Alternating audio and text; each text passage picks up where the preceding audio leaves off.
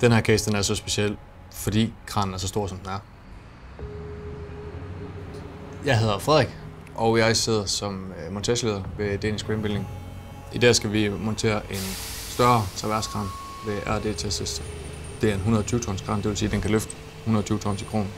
Derfor er det vigtigt, at både DCB og BMS, som vi har til at hjælpe i dag med at løfte, at vi snakker sammen, inden vi går i gang med at løfte. Især i dag er det vigtigt. Vi leverer mange forskellige kraner, forskellige størrelser, men det her det er den store.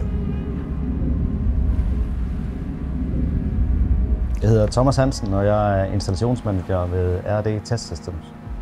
Vi havde en masse ønsker og krav, som ikke var hyldevarer ved andre kranleverandører.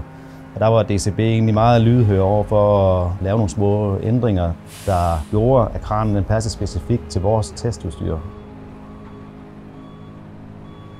Min opgave i dag, det er at sørge for, at alle ved, hvad de skal.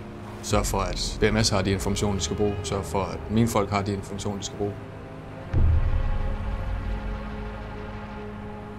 RD Test Systems laver testudstyr til primært vindbranchen, og vi egentlig kan teste alle delene, der er i en vindmølle. Vi er ikke altid nemme at arbejde sammen med, og vi har en masse krav til det udstyr, vi får leveret.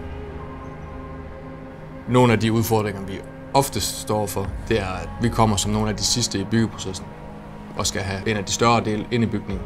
Og det kræver en del koordinering mellem jeg selv, BMS og vores konstruktør ved DCB, der har lavet montagesimulationer af, hvordan vi kan få kranen ned igennem hullet. Kommer kranen i morges, kommer med 2 mobilkraner til at krane den ind. Om eftermiddagen der er den sat op. Det er godt arbejde der.